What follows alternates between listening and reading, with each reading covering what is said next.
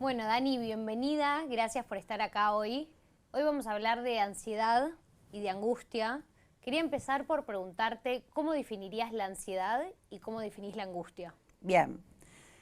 Bueno, son dos conceptos que muchas veces se confunden, son medio primos hermanos, pero son diferentes. Cuando hablamos de ansiedad, tenemos que pensar en una emoción que está sostenida en un mecanismo de defensa y de adaptación. Todos en algún momento sufrimos de ansiedad cuando tenemos que enfrentar una situación nueva, diferente, y tiene un correlato físico. Si esta situación no es tan amenazante, tal vez un poquito de mariposas en la panza, transpirar un poco. Cuando es desproporcionada, que después te voy a contar un poco más, sí hay ciertos síntomas físicos bien concretos. Pero básicamente tiene que ver con un aspecto desde el pensamiento cognitivo, en donde cuando la persona está ansiosa lo que hace es todo el tiempo anticipar una situación, con lo cual uno se desconecta del presente. ¿Qué es lo que va a pasar? ¿Cómo me va a ir? ¿Qué van a pensar los otros? Entonces se da como algo que sería como esa ruedita del hámster que no para de girar y que en realidad produce mucho malestar cuando está exacerbada. Por otro lado, si pensamos la angustia, a mí me gusta definir la angustia como un afecto que atraviesa el cuerpo. Freud al principio había definido muy bien la angustia en relación a 3 áreas de nuestra vida. Él hablaba acerca de una angustia más realista, que es cuando hay una situación concreta que uno tiene miedo, se anticipa, te produce malestar, pero esto te prepara para defenderte. Una angustia más neurótica, que está asociada al pensamiento, a las pulsiones, a lo que uno siente que puede hacer o que no puede hacer, en donde uno se siente consternido, por ejemplo, ¿qué es lo que el otro va a pensar de mí? ¿Quién soy yo para el otro?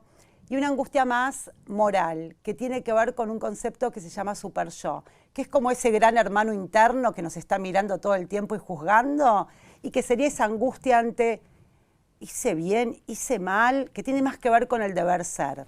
De las 3 angustias que nombrás, ¿sentís que hay una que atraviesa más a, no sé, tus pacientes, la gente con la que hablas, que hoy en día está como más prominente en nosotros?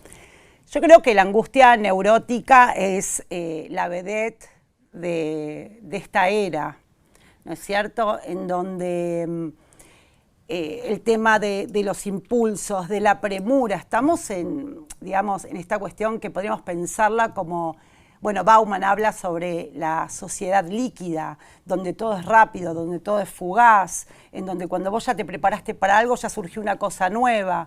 Entonces, hay una cuestión cultural que nos atraviesa de la época y esto se manifiesta claramente en el consultorio, en donde, por ejemplo, en los jóvenes cuando van a buscar trabajo, en donde cuando ya dicen que sí, están pensando que tal vez se están perdiendo otra cosa. Esta cuestión de la dificultad para perder, que también tiene que ver con la angustia, porque siempre perdemos, pero esta intolerancia a la frustración y a la pérdida también está muy marcada ahora. ¿De dónde sentís que viene esa intolerancia a la frustración? A ver, si lo pensamos bien en términos psicoanalíticos, lo podemos pensar que esto es un fenómeno que se genera en los primeros años de la vida, en donde hay algo que se llama la caída de la ley paterna, en donde, los límites están más desdibujados. Cuando los límites están desdibujados, la angustia y la ansiedad se exacerba. ¿Qué está bien? ¿Qué está mal? Bueno, seguí comiendo. ¿Cuándo paro de comer? ¿No es cierto? Hay como cierta cuestión que tiene que ver con la educación y que tiene que ver con la época también. Dani, quería preguntarte cómo identifico la ansiedad en el cuerpo y cómo identifico la angustia también. ¿Cómo me doy cuenta cuando estoy sufriendo de una y de la otra? Perfecto. Acá hay una distinción que es mínima, porque son muy parecidos, los síntomas. Si yo tuviera que generalizar, te diría, cuando hay angustia y ansiedad, hay palpitaciones, hay sensación de ahogo, hay problemas gastrointestinales, hay síntomas en relación al sueño, insomnio, trastornos alimenticios muchas veces. La angustia es más difusa. La angustia suele estar más con estos síntomas también, pero suele estar también muy implicada la zona de la garganta, la zona del pecho, el plexo solar. Y aparte creo que también va de la mano con otra cuestión que tiene que ver con la angustia, que es la dificultad para poner en palabras lo que uno siente y lo que te pasa. Cuando uno está ansioso, uno dice, ay, estoy ansioso por el examen de mañana, estoy ansioso porque tengo esta cita amorosa y no sé qué hacer, estoy ansioso por este examen. Cuando uno está angustiado, muchas veces es difícil identificar qué es lo que a uno lo angustia, cuáles son esos conflictos inconscientes que nos atraviesan por lo cual nos sentimos como nos sentimos. Entonces, pero de alguna manera sí, muchas veces los cuadros son mixtos y uno está ansioso y angustiado al mismo tiempo. ¿Se puede vivir en un estado de ansiedad permanente o sentís que pasa por momentos y lo mismo con la angustia? ¿Cuánto tiempo uno puede tolerar vivir en ese estado? Lamentablemente hay gente que vive toda la vida con ansiedad y con angustia, porque no consulta, porque no hace nada.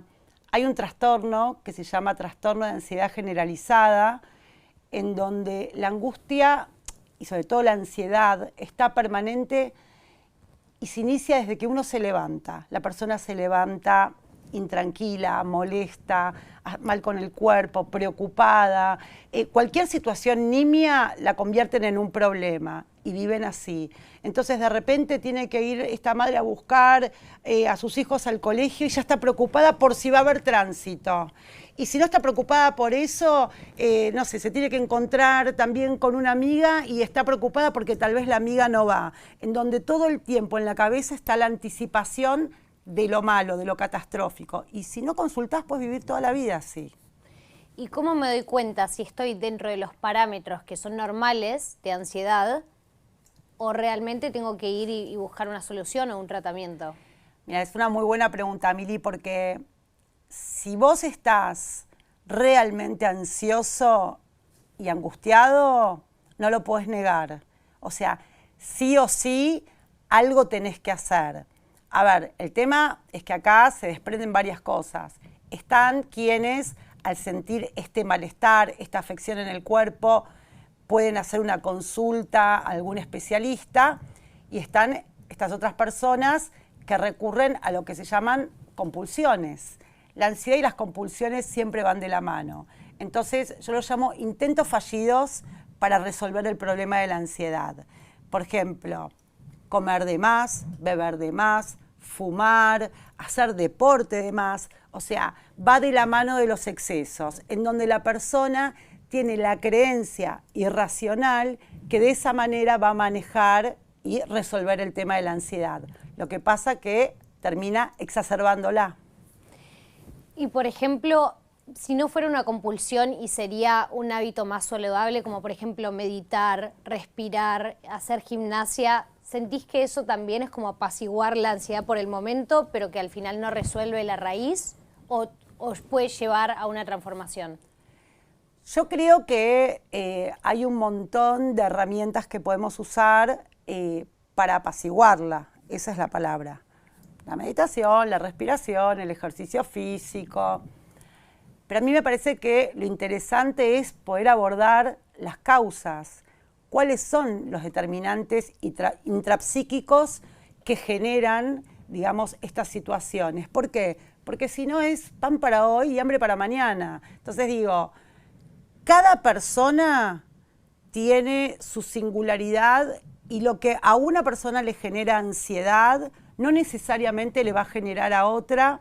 Y por otro lado, también es interesante pensar que en relación a esto hay situaciones traumáticas, infantiles, que quedan relegadas en la conciencia, que uno no tiene ni noción del impacto que esto tiene en la vida actual, y muchas veces en el espacio analítico, cuando viene una persona tal vez con mucha angustia, como decíamos, sin palabras, sin poder entender con qué tienen que ver, cuando uno empieza a subjetivar, a poner palabras, a ir para atrás, a investigar, a descifrar, aparecen desencadenantes que uno no se imagina. Entonces digo, está buenísimo todo lo que uno pueda tener a mano para poder apaciguarlas, pero me parece que es interesante reconocer, investigar en las causas. ¿Cuál es la mayor diferencia entre el estrés y ansiedad? A ver, el estrés me parece que es fácil de definir. El estrés es la relación entre mi resistencia y las cargas. Por ejemplo, me pongo una mochila y la cargo con 30 kilos. Y es más de lo que yo puedo llevar. Es bien concreto. Estoy en un trabajo, trabajo 6 horas, ponele, o 9 horas, y me dan un trabajo o un informe que tengo que preparar, el cual lleva 12 horas prepararlo. Eso a mí me va a estresar. Es concreto, o sea, lo que me están dando es mayor a la posibilidad que yo tengo para poder resolverlo. La ansiedad tiene esta cuestión bien fantasmática. ¿En qué sentido? De cosas que yo construyo que no existen. La mayoría de los problemas que yo me imagino no se van a dar. Y muchos de los que yo me imagino tal vez se dan, pero son mucho más pequeños de los que yo creo que son. Entonces, sí es cierto que si yo estoy expuesta mucho tiempo a situaciones estresoras, puedo generar mucha ansiedad después. Dani, hay un concepto ahora que es muy popular, por lo menos en los jóvenes, que es FOMO, que en español vendría a ser algo como el miedo a perderse de las cosas, que siento que también está muy relacionado con la ansiedad de todo el tiempo querer pertenecer a todo o poder estar en todos lados a la vez. ¿Sentís que hay algo que está pasando de eso? No, algo no, mucho. Sí, este fenómeno yo lo escucho permanentemente en el consultorio, pero tengo que aclarar que no solo en los jóvenes. No es que el FOMO, esta cosa de fear of missing out, lo sienten los chicos que están viendo en el celular que hay otros que están en una fiesta y que ellos se perdieron. Los adultos también con cumpleaños o con conferencias. No me dijeron que tenía que ir o me la perdí. Sí, yo cuando pienso en esto, se me ocurre esto que decía mi abuela, todo no se puede.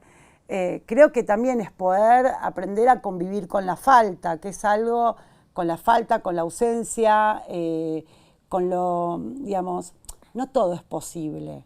Y me parece que esto también es muy saludable, ¿no?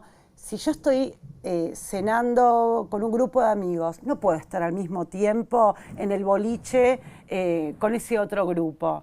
Entonces digo, también tiene que ver con la posibilidad de elegir. Si yo no conecto con mi posibilidad de elegir, me voy a sentir mal todo el tiempo, porque todo el tiempo voy a sentir que algo perdí. Que es así, cuando elegimos, algo ganamos y otra cosa perdemos. Pero si yo no tengo esto trabajado en mí, voy a tener ansiedad todo el tiempo. Entonces sí, esto creo que es recontraparte hoy de una situación que la vemos todo el tiempo. Vos decías esto del FOMO y yo también lo asocio con los likes. Yo a veces estoy atendiendo y veo a un paciente mirando su celular. Entonces digo, ay, estás esperando un llamado importante. Y tal vez en algún momento me dicen, no, porque publiqué algo y quería ver si tal persona me había puesto like. Y yo me doy cuenta si esa persona le puso like por la cara de felicidad que tiene. Entonces, el impacto, digamos, de las redes sociales en la ansiedad, en el estado de ánimo, es muy fuerte. Dani, por último quería preguntarte si hay algún tip que puedas dar para cuando la ansiedad quizás se vuelve demasiado para manejar y que sirva para calmarla. A ver, primero voy a ir a lo más fácil, que es que si uno siente cierto malestar que no podés controlar, que te perturba tu calidad de vida, me parece fundamental poder hacer una consulta a un especialista. Y por otro lado, que nos animemos a salir de la premura de toco un botón, listos, preparados ya y todo terminó. Dignificar la angustia y la ansiedad y pensar que pueden ser como una brújula que si yo me detengo y empiezo a ver con qué tiene que ver y empiezo a decodificar, eso seguramente va a decir un montón acerca de uno mismo. Entonces creo que lejos de negarla, sacártela de encima, es transformarla en pregunta. ¿Por qué me pasa lo que me pasa? ¿Y qué puedo hacer con esto? Me encantó. Bueno. Dani, gracias por estar acá. Gracias, Mili. Placer total.